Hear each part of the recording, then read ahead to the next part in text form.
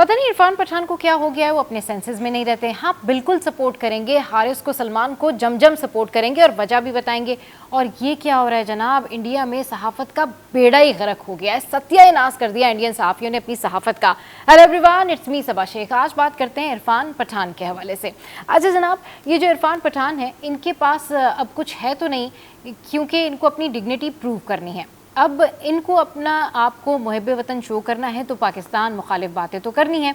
इस हवाले से भी बात करेंगे, लेकिन थोड़ी सी बात कर लेते हैं कि इरफान पठान ने तो एक नया ही जो है वो इंकशाफ किया है। और इंकशाफ ये किया है कि जी धोनी जो है हुक्का पार्टी करते थे और जिसने हुक्का पार्टी की वो धोनी की टीम में शामिल हो गया।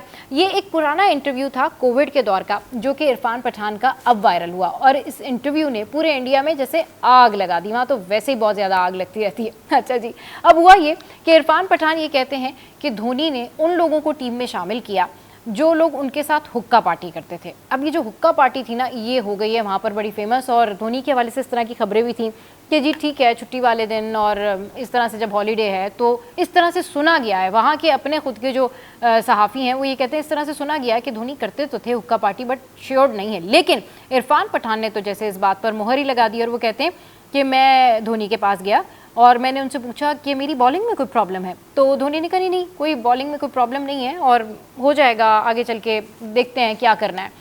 लेकिन उनका करियर एंड हो गया। अब जिस तरीके से भी एंड हुआ, हमें तो पता है ना इनसाइड स्टोरी के क्यों एंड हुआ, क्योंकि वहाँ पर जिस तरह से मुसलमानों के ख़िलाफ़ एक पूरी साजिश की जाती है, मुसलमानों के ख़िलाफ़ कैंपेन चलाई जाती है, तो ऑब्वियसली वो भी एक मुस्लिम ही है।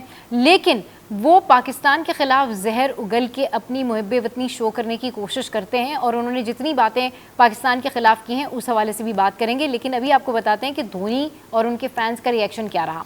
तो कोई ख़ास रिएक्शन तो धोनी का इस तरह से सामने नहीं आया। हाँ अलबत्ता उनके फ़ैन्स जो हैं उन्होंने इस हवाले से इरफान पठान को कर दिया ट्रोल कि इसका मतलब तो ये हुआ कि अगर धोनी हुक्का पार्टी करते थे तो हुक्का पार्टी करने वालों में जो है वो रोहित शर्मा और कोहली भी शामिल हैं, क्योंकि वो भी उस दौर में हुआ करते थे। 2012 में इरफान पठान का जो करियर है वो एंड हो गया। और जिस तरीके से ये ट्रोल हुए हैं, बुरी तरीके से ट्रोल हुए हैं, तो वहाँ अपने इनके जो फैंस हैं वो ये कह रहे हैं, जो कुछ सीनियर सहाफ़ी हैं वो भी ये बात कर रहे हैं कि इन्होंने इतनी मुश्किलों से तो एतमाद हासिल किया था इंडिया के लोगों का, और अब इस तरह की बात करके इन्होंने सारे किए कराए पे जो है वो पानी फेर दिया, खुद पानी फेर दिया। अच्छा जी, अब जब लोग इस तरह की बातें करते हैं और फैंस के हवाले से इस तरह की बात सामने आती है, तो इरफान पठान को एटलीस्ट ये सोचना चाहिए था कि चलिए जी ये जो है वो कोई और क्रिकेटर नहीं है, ये धोनी है। और धोनी के वहाँ पर बहुत सारे मद्दा हैं, फैंस हैं, और धोनी की बड़ी कामयाबियाँ हैं जो कि उन्होंने हासिल की हैं।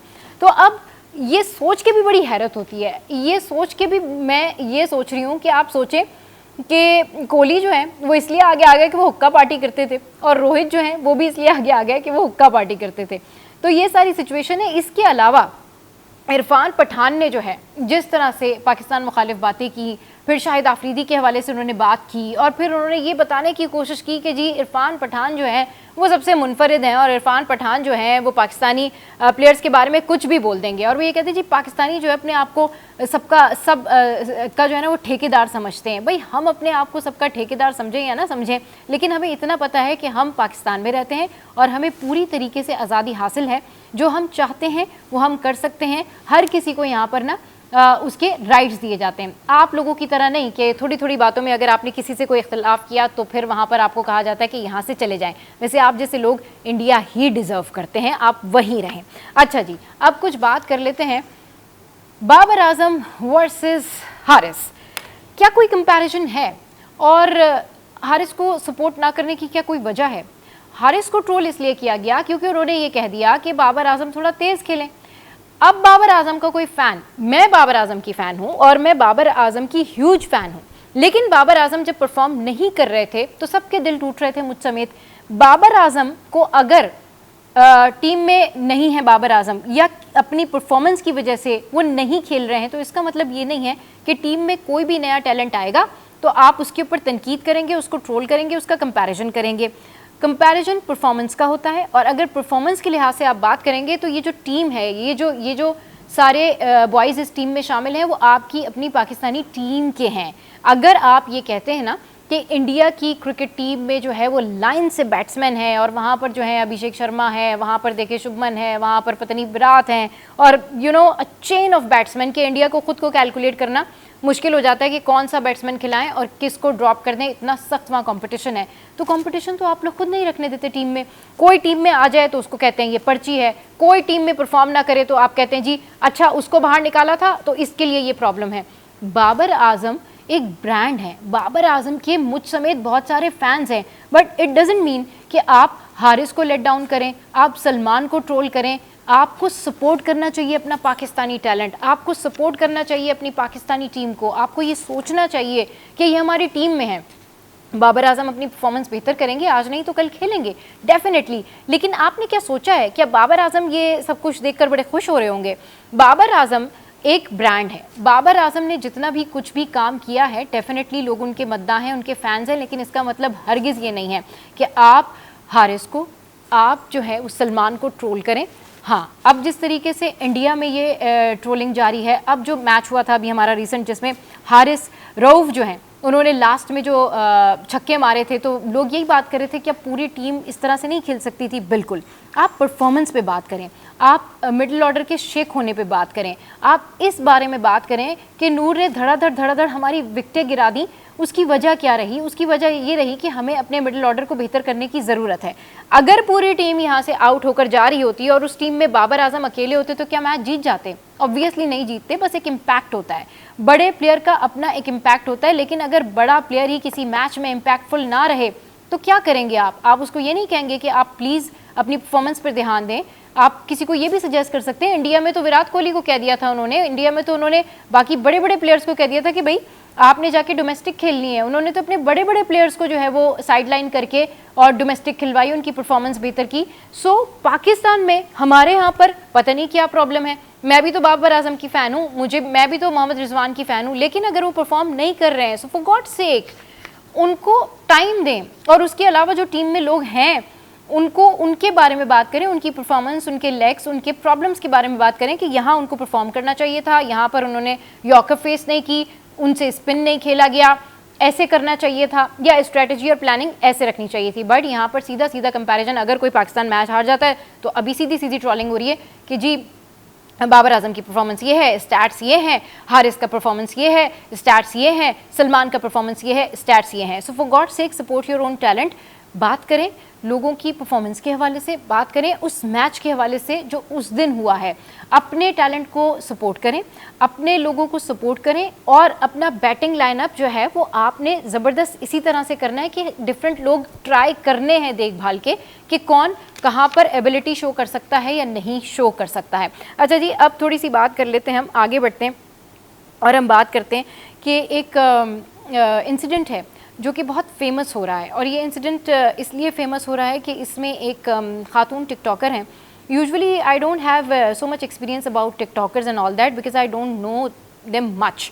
तो लेकिन जब खबरें सामने आती हैं और टिकटॉकर्स के हवाले से इस तरह से कुछ वायरल वीडियोस सामने आती हैं कि लोग उनको ट्रोल भी कर रहे होते हैं, उनके बारे में बात भी कर रहे होते हैं, तो सबसे पहले ये एक खातून है समिया, जिनके हवाले से मैं बात करना चाहूँगी। इनके साथ जो भी इंसिडेंट हुआ, जो भी लड़के ने इनको धमकी दी, अपार्ट फ्रॉम दैट उन्होंने उसकी कंप्लेन की एंड ऑल दैट, उनका जो भी मामला था वो अब कंप्लेन हो गई, उस लड़के को पकड़ लिया गया एंड ऑल दैट। बट इस केस में मैं यही कहना चाहूँगी कि अगर आपको कोई थ्रेट करता है, अगर आपको कोई ब्लैकमेल करता है, आप कंप्लेन करें, आपका राइट है, मगर ज़रूर आप ये देख भी लें कि कहीं आप किसी को यूज़ तो नहीं कर रहे हैं।